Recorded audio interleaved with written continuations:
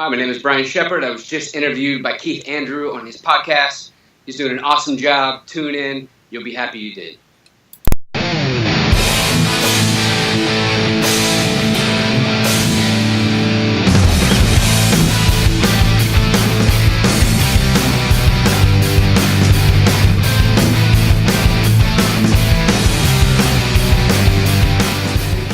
Welcome to 517. I am your host, Keith Andrew. Along here is a good friend, Brian Sheppard. I just want to say thank you for joining us.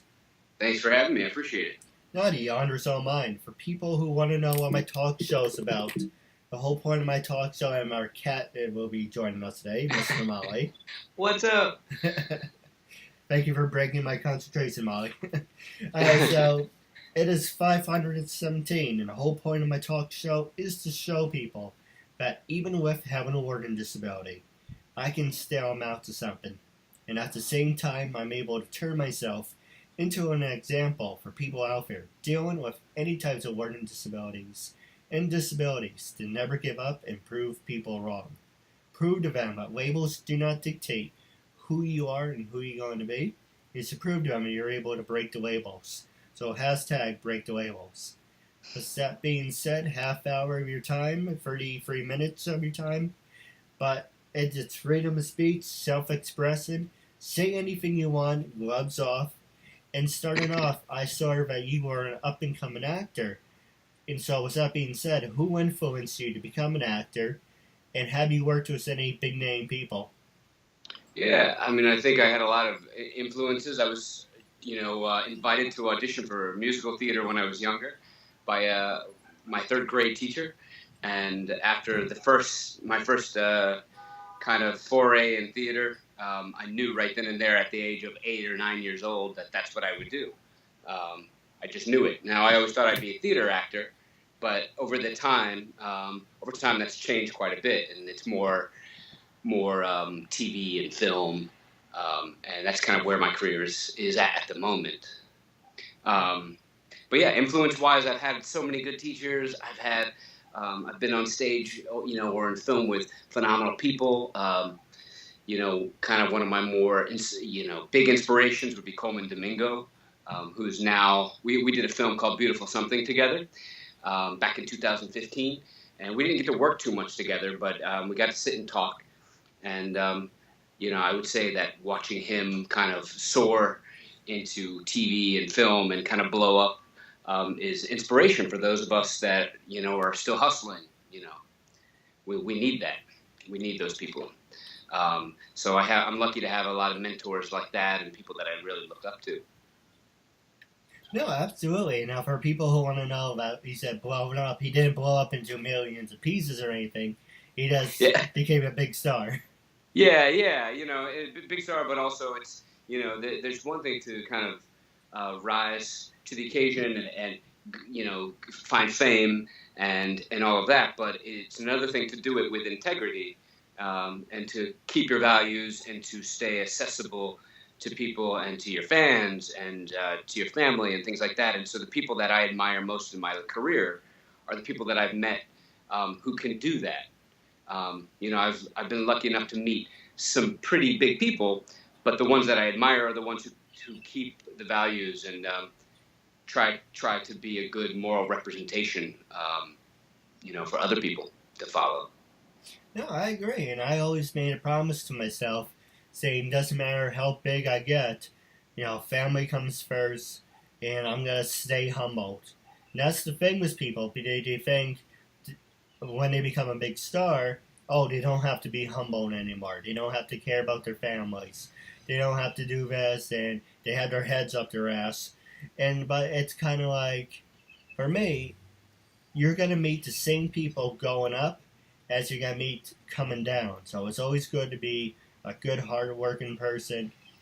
It doesn't matter if I become an A-lister or something, or a B-lister, C-lister. In my free time, I probably still work in retail because I still have a humble side of me. And I like giving back. So there's always got to be a balance. So there's always got to be, I'm a big star, but I also like, being a normal person too.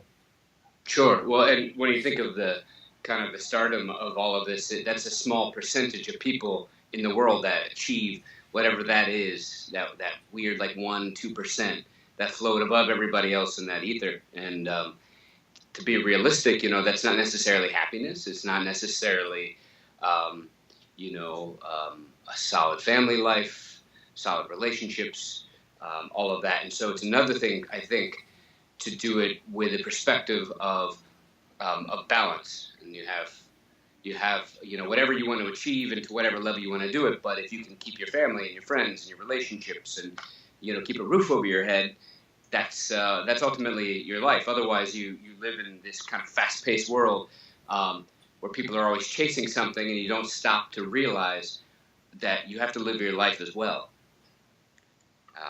You see people forget this all the time. No, all the time.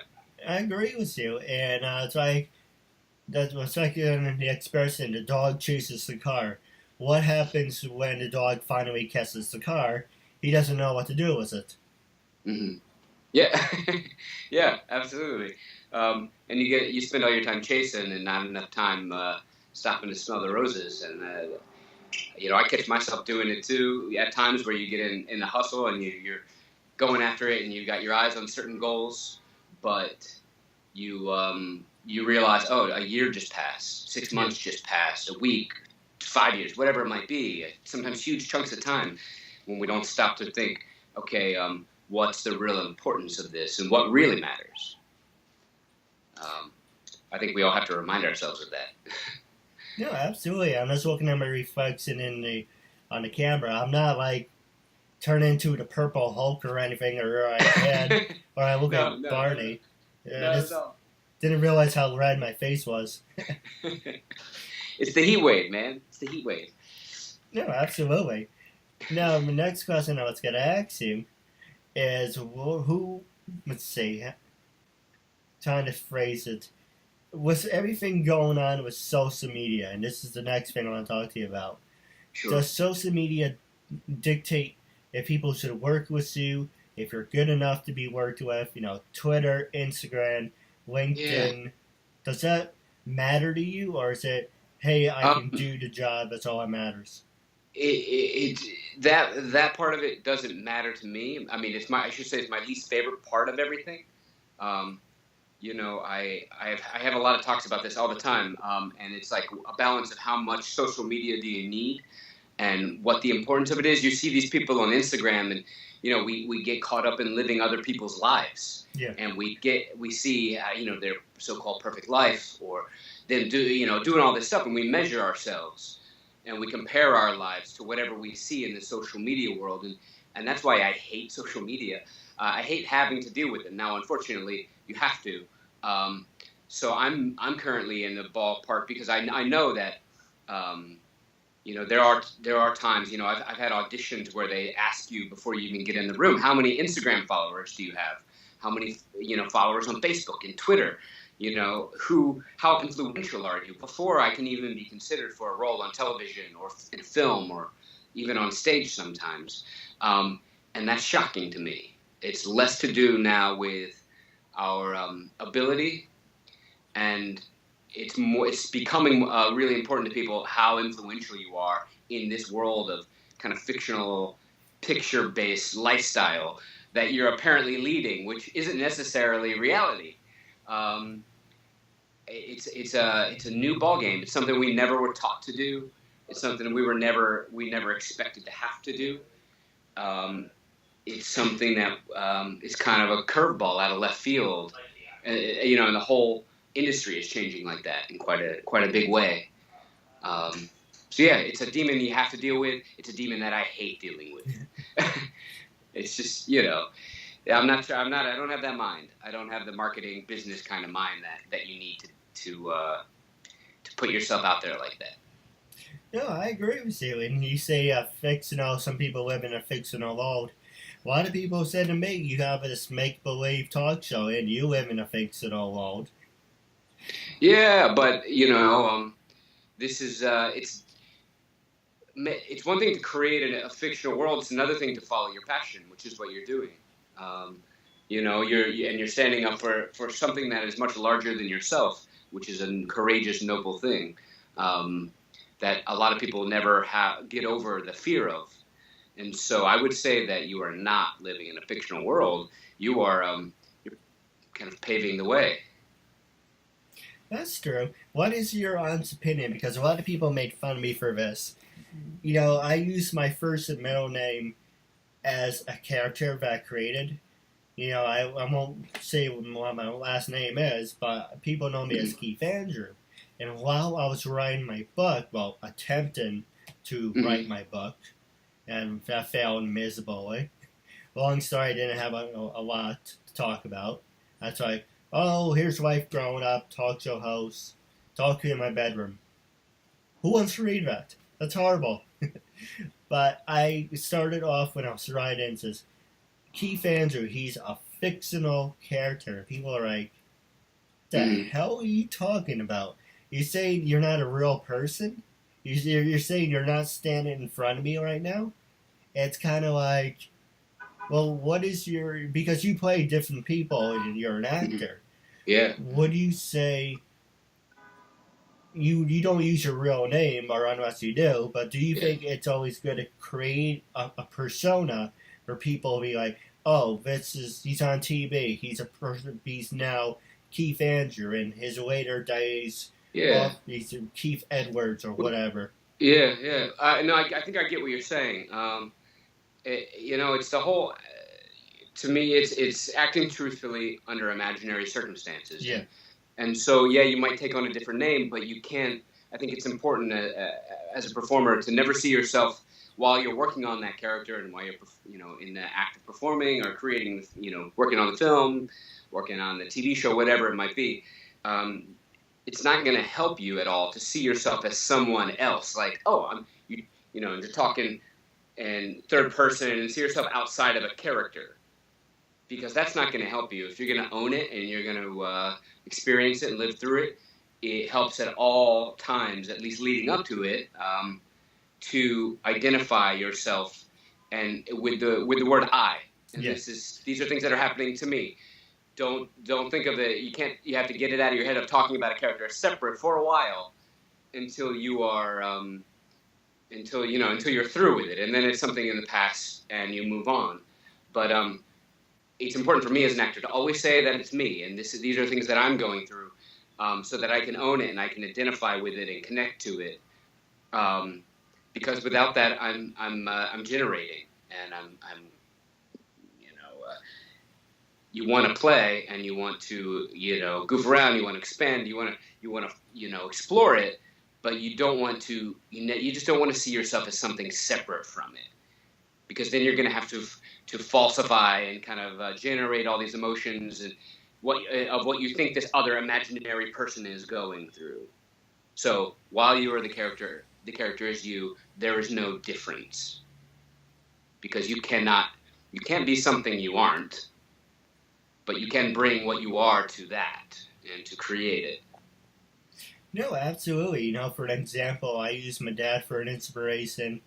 I use my brother for an inspiration, but I'm never going to be them. I'm going to be me, but I'm going to have some similarities from that. But it's kind of like you can't just, I don't know, for an example, I want to be like, I'm a big wrestling fan. I want to be like Eric Bischoff. Never going to happen, because there's only one person like that. But you can be a close second. You can be, I don't know, close enough, if that makes any sense. Sure. And I mean, it's also, do you want to be that person? Well, you are enough. You and yourself are enough that you can be you. You can be your version of whatever that might be. I think we get in our way by trying to be all these things that we aren't or so-called can't be, when we have enough within ourselves. We don't need to try. It's a lot of work. It's a lot of wasted energy. Now, the next question I was going to ask you, I'm going to ask you some it's easy questions that I ask, but I'm going to twist it. I'm going to push and see how far I can push you. And you can push back. You can ask me anything you want, make it more fun. Okay. Was there ever a time where you were acting and you were in a conflict with another, producer, castmate that refused to work with you? It either had to do with sex or race or Mhm. whatever the excuse may be at the time. How did you handle that situation? Well, looking back, I don't really ever recall. It's one thing in school, like when you're an undergrad or I was in graduate school, and there's a lot of things coming up because it's a really emotional, kind of vulnerable time, and there's a lot of nonsense, kind of outside, politics or whatnot. Um, I've never, when you work with directors, there's a lot of different types of directors, and some that will kind of over direct, and some that are quite hands off. And it's our job to adapt to that. So I've never had I've been lucky enough not to have an instance where like an actor said no, I refuse to work with him, or a director said no. Um, you have to wonder if more of that is in the casting, and it's like you have to wonder, okay, did I not maybe get the X, Y, and Z role because these people might not? But it's all speculation. I've never been on a set though where I've had that kind of conflict with a director or another actor. So far, knock on wood. Now, the next thing I was going to ask you is, have you ever worked with people besides me, have you ever worked with people with special needs, and are you willing to work with people in special needs? Yeah, I mean, absolutely. I think it would be really um, messed up for me to say I wouldn't. Of course I would. Why not? There's no reason not to. I don't think I can. I think it would be a disservice for me to see that as a bad thing or a setback. Um, you know, it's yeah, absolutely I would. Now have I? Not that I can remember. Um, yeah, not that I can remember at all. Just because most of my work was either in school or a few film and TV things, and you're only working with a small kind of select group of people. But would I? Absolutely. I think it would be great. Now, do you think once you become a big enough actor, you think it's a good idea to start giving back? Yeah, I think that's my goal.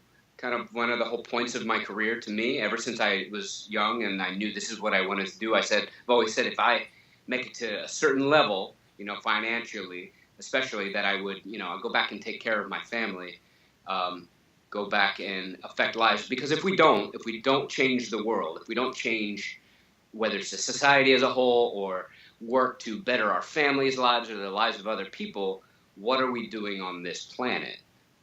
What's the point? Um, so, I would like to eventually get to a point where I can, whether it's debt or whatever, get rid of my own debt and my own problems, sure, but I'd love to take care of my parents and my brothers and sisters and nieces, nephews, cousins, the institutions I came from, the teachers that taught me what I'm lucky enough to have inside of me. Go back and help the filmmakers that I know make their films or pay for their films.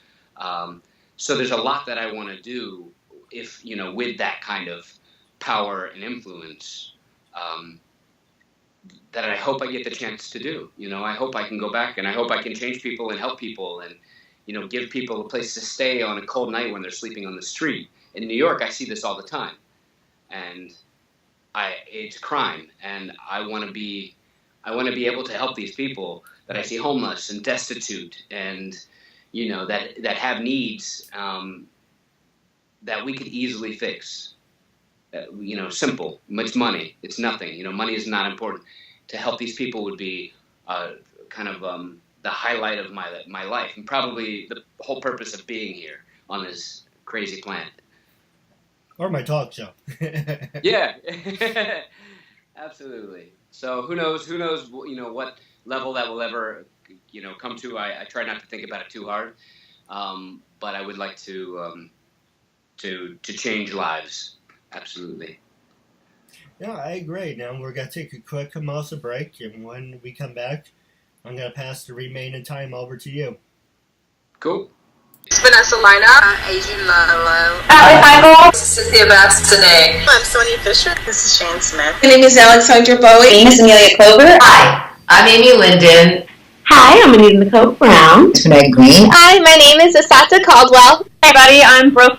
Hi, I'm Bryn Berg. Hi, I'm Casey Dunn. Hi, it's Cassandra Kavinsky. Hi, I'm Christina Briza. I'm Cindy Hogan. I'm Courtney Sinello. Hi, I'm Daisy. My name is Deborah Jane East. Hi, my name is Dinelle Marasea. Everyone, I'm Victoria London. Hi, I'm Heather Krona. Hi, I'm Heather Callahan Stevens. Hi, I'm J. Nicole Ralph. My name is Jamie Petrone. My name is Julie. My name is Julia Brankovich. Kathleen Wills. Kimberly Amato.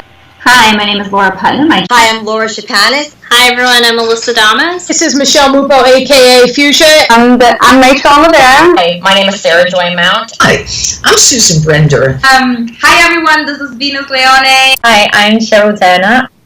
Hi, I'm Stephanie Herrera, and I was just on the Keith Andrew Network. It was tons of fun. We used up all our time and then some. I really recommend this show, and try to be a guest on Keith's show. It was super fun. Ladies and gentlemen, welcome back to episode 517. I'm your host, Keith Andrew. Along here is Brian Sheppard. And with the last 12 minutes left, I'm going to ask you the top 3 hard-hitting questions that I have for you. And with that being said, I'm going to pass it over to you. The first one I'm going to ask you is celebrities. And because you are a celebrity, and I guess in a way maybe I am, but maybe I'm not, but who knows? I'm on the D list. You're probably on the C list. If I'm lucky, I'm on the C list. With that being said, have you ever worked with celebrities that you became amazing friends with, or have you ever worked with celebrities that like you kind of worked with and you never wanted to see again, or they're just horrible people? What is your opinion about being a celebrity? Okay, well, there are people that I've been lucky enough to meet, between people like Michelle Pfeiffer or Zac Efron or Tina Fey, Robert De Niro, Kevin Spacey. These people that I've met in various capacities, either on a set or not. There are people that I would love to work with again. And when I was on Bull, Michael Weatherly was a person I would work with every day, any day. Freddie Rodriguez, those kind of people. But then there are a few that I probably wouldn't. I can't say who they are, but I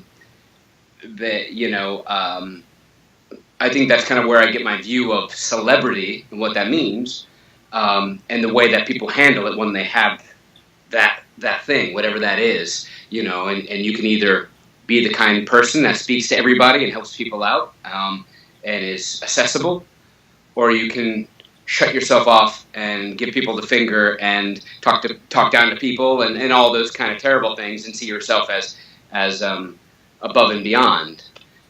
So that's how I feel about celebrity. I think there are 2 different types, or really the way they handle themselves, and I know what kind I want to be, and it's not the first kind; it's the second.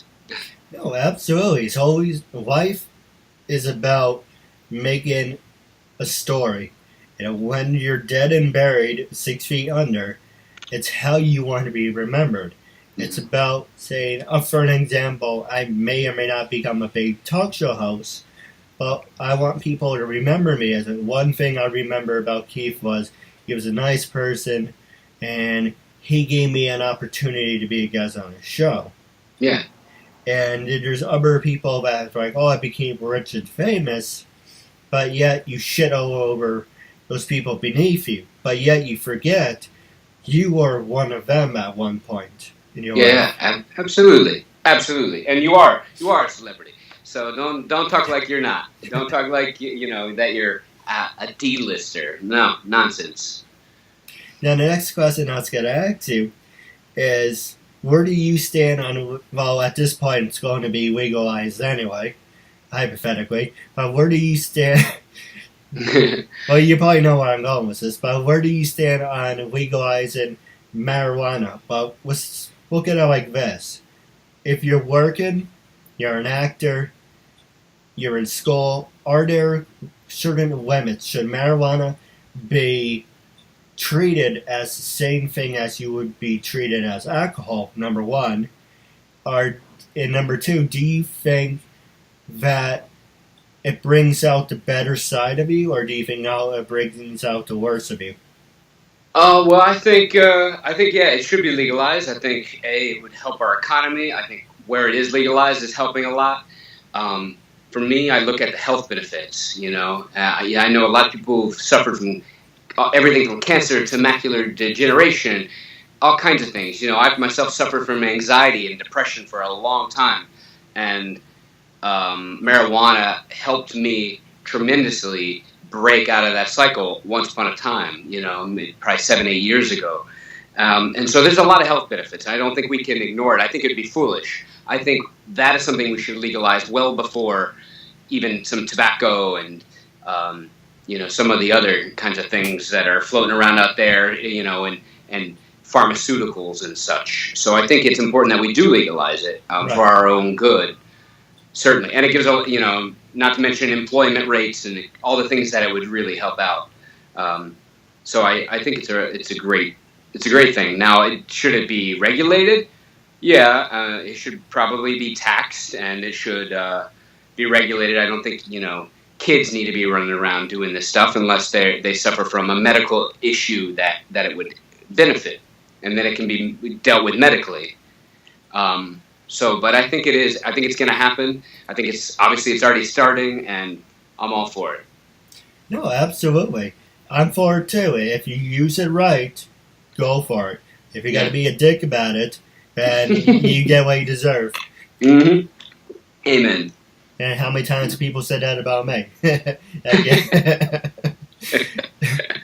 So the next question I was going to ask you is going back, because my show's about disabilities, and you're the first person I'm going to ask, and to be an example, so I'm going to do this going into the future.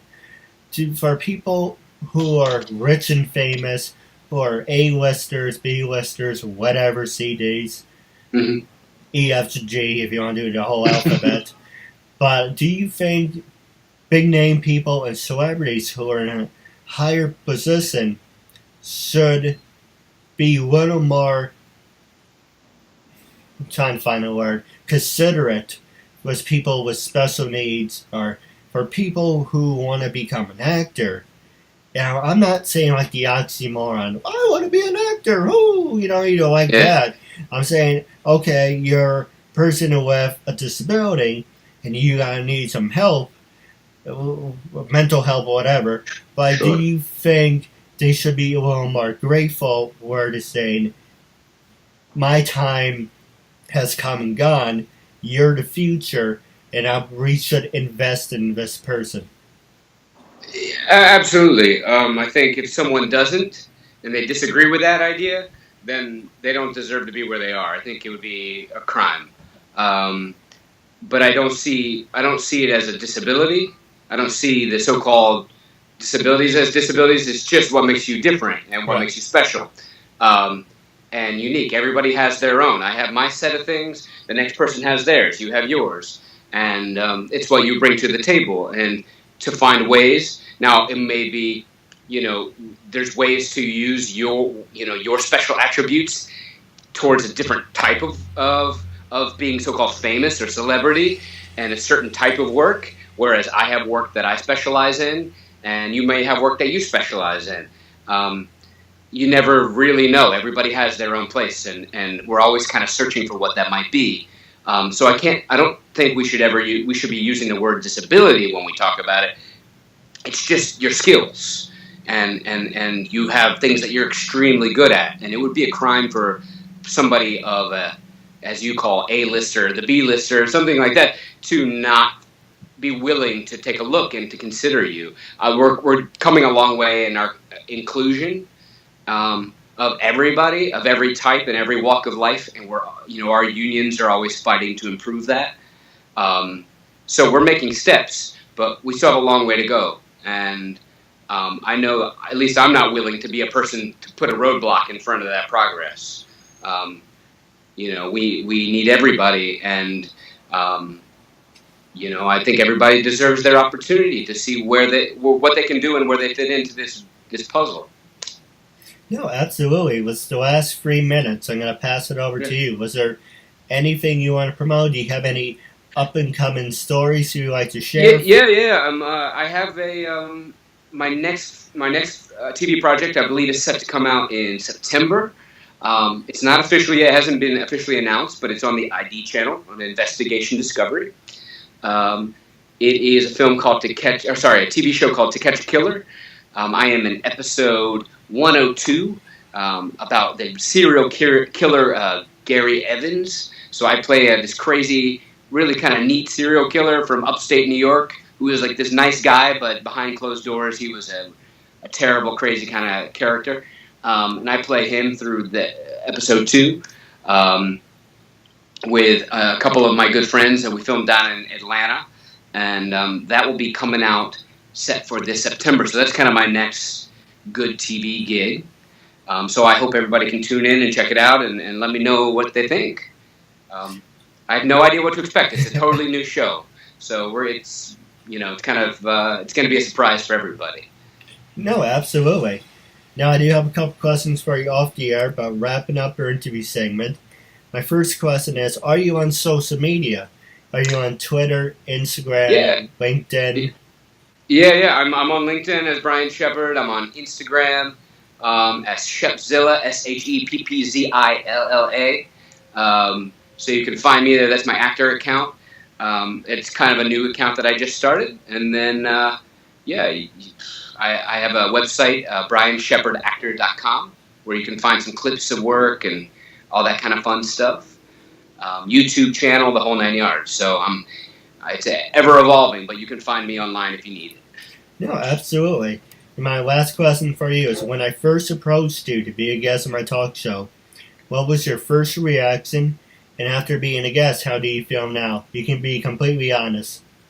Terrible. No, I'm just kidding. No, I was really excited. I was curious to see what it was all about and hear your story and who you were and what you were after, and so I just thought it sounded like a really cool, exciting opportunity, new for me, a new opportunity. So I was just excited. Sorry, there's traffic going by outside. Just totally pumped, and I'm really happy I did, and I'm glad I got to talk to you. No, absolutely. Hey, you're supporting a good cause, making a new friend out of it, and you're helping improve the message that labels do not dictate who you are and who you're going to be. It's proved on. It can break the labels. Yeah, absolutely. All the time. I think it's our job. I agree. Now, I do have a couple questions for you off the air about wrapping up. It was a real honor and privilege having you as a guest, and I'm looking forward to part 2 down the road. Thank you very much. Me too. Take care.